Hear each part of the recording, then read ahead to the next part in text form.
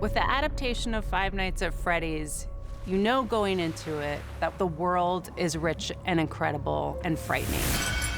The game is very creepy, it's very intense, and we're trying to bring as much of that as possible into the filmmaking process as well. I think the film was important to be made because fans have been clamoring for it for a long time, and I am thrilled to finally give them what they want. Anytime you're bringing something that has such a voracious fan base behind it to life, you have to pay special attention to what the fan base loves about the project. I think the great thing that speaks to what we're trying to do is that there's a lot of attention to detail. Scott Cawthon, the creator of the game, has been heavily involved. Scott has been a completely integral collaborator in this process, but also really a tent pole for keeping us on track in terms of the lore and how much to include and the design accuracy of the animatronics and every detail that he has spent over a decade of his life creating. His input is vital to making sure that it stays true to the world that the fans love and the world that he created himself. Fans can rest assured that we are taking care of their world, taking care of their game, and taking care of these characters.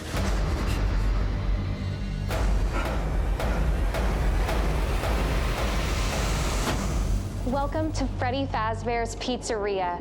We're going to have so much fun together. All right. Everyone instinctively knows on this set that we need to really capture the essence of Five Nights at Freddy's. Much of the game is through security cameras. And so there's this undertone of something that's observing you, something that's always watching you. We really wanted it to feel immersive because it's so effective in the game, to feel like you are going through each room with all the fear and anticipation of these animatronics popping out of any corner. It's a super exciting world to play in. In a world like Freddy's, you get to sort of toe this line between wonderment and terror. It's not really one thing or the other. We were also, trying to find ways to build out a whole unique story in the film that is not necessarily part of the game. We were able to kind of tap into the world outside of the pizzeria, the human relationships that form the heart and soul of the story, and bring those out in a way that they hadn't necessarily been before. We knew that we needed to meet the animatronics through people that we cared about and through people that were going through relatable human experiences. I'm trying my best, Abby, okay? Mike is a guy that really has the weight of the world on his shoulders. He's trying to support his younger sister, be a sort of a father figure while at the same time dealing with his own personal trauma and trying to, in a way, change the past. They're both coming out of traumatic past experiences. Garrett? And all that past trauma is really haunting them. Garrett! And then they walk into a haunted pizzeria. So, we're able to experience this haunting on so many different levels, both emotionally and externally. Give me your hand. Joe. My process with Mike was really trying to find a way to make him and his story very grounded. Because the game has such fantastical elements, blending those two worlds together is tonally a challenge, but I think with Emma, they've really found a great way to make all those themes and styles kind of blend into one.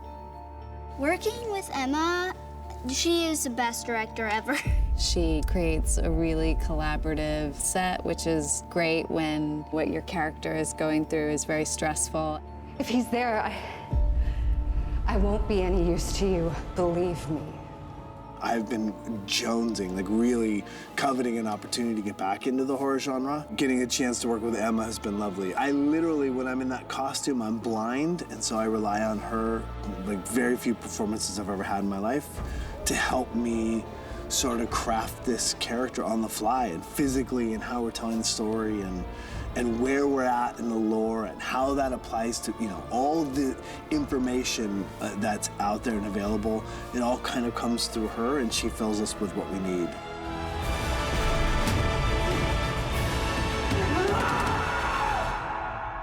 I think people who have been playing this game It's going to be really exciting for them to see it come to life. We had 4 YouTubers come in, and the way they reacted when they first walked in, for somebody that had been part of their lives for so long, it was incredible.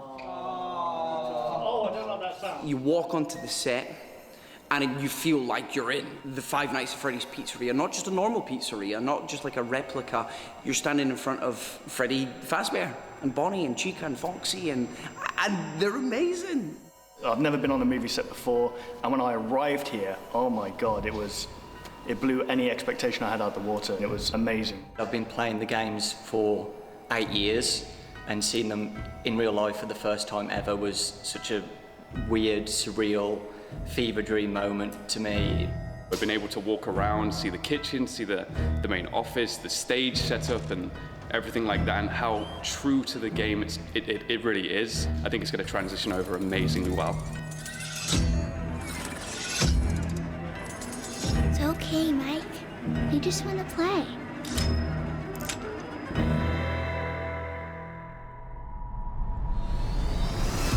I think fans will find the feeling of the game in a different but also completely related way. I hope we have delivered on some expectations as well as some surprises, and I think we've really presented something new and amazing that'll be exhilarating. There you go!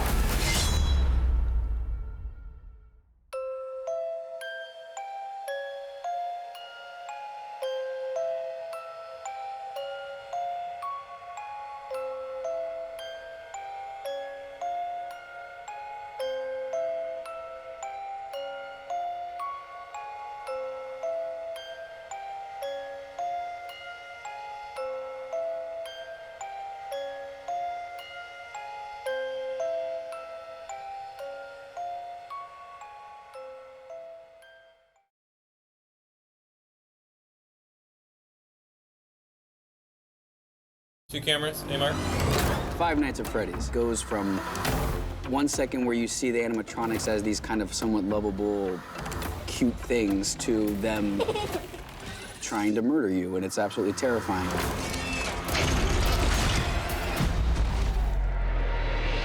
The genius who created Fazbear Entertainment opened Freddy Fazbear's Pizzeria to indulge in his greatest passion, cutting-edge animatronic technology. The first time I actually acted with the puppets, that was something that going into it, I was nervous because I was like, am I gonna be too in my head thinking about, like, what am I doing? This is like a puppet thing. But all of a sudden, it felt very real to me, and that really caught me off guard, and thank God it did, because that made my job a lot easier. That is the magic of puppetry, is they're right there, it's physical, the actors can reach out and touch them, they can really be in the moment, because we're in the moment right there with them. There's no pretending, there's no post. We're all there together creating that scene. I've been a fan of Jim Henson's work since I was a kid. And to be able to collaborate with the Jim Henson Creature Shop on this movie was a lifelong dream. There's a lot of stuff that they had to bring to life, and I can't imagine a better team to do it than Jim Henson. We want to make sure that the fans are getting what they want. So when we're designing, when we're building, when we're covering the costumes, when we're picking colors, designing the eyes, every single aspect, we make sure that we're staying as true to the original IP as we possibly can. In the early design phases, we've sculpted into those models what we thought would be a functional puppet. Once we had that groundwork, it became more of a software approach. There's a lot of bits and pieces that can move and shift, and so for a specific shot, you might have to go in and move an arm or move the ears just in the right position so that the camera angle is correct. They have like different versions of the suit, some that the stunt actors get in and perform with, some that are fully animatronic. For a character like Foxy, there's a lot of rigging to get him to stand up because he's a full animatronic puppet. To make Foxy walk, for instance, takes 6 performers. We have 1 on the head, 1 on the face, 1 on the arms, we have 2 on the feet, and then we have 1 that runs the rig, which pushes up and down and allows Foxy to sort of tilt forward and move his body up and down. seeing the characters literally come to life in front of you was nothing short of incredible. So we have some wonderful stunt performers who are inside the costumes and really bring our characters to life. The most challenging thing about performing as Freddy Fazbear, it's different than just performing as an actor. You're not wearing a costume and performing. You're driving a suit. The suits aren't super heavy. The head's pretty heavy, but a lot of times we are holding a certain attitude or a certain position for minutes and minutes on end, and that can get a little tiring. I have a helmet that's about 16 pounds, and I call it a helmet because it's full. I'm in there, and I don't really have any visibility whatsoever. You look at sort of your silhouette because you can't really see anything, and you can't really move your extremities. You get to walk around in it, you get to see how people react to it, and you start to use your body and really try to articulate character and not just, you know, moving in straight lines. There's a real symbiotic relationship that goes on between the person in the suit and the puppeteer that's working the eyes and the ears and the mouth. The colors of the eyes and the lights of the eyes are then controlled by the light board. So it's a completely different thing. So there's a real meshing of many different minds and many different people to make a character. I operate Chica's face, so I have her eye blinks and we're looking around. I have her eyebrows. I have her little, I don't know, we call like expressive feathers on the top. I think one of the interesting things about creating a puppet or a suit character for film and television is that how many people it actually takes to bring together.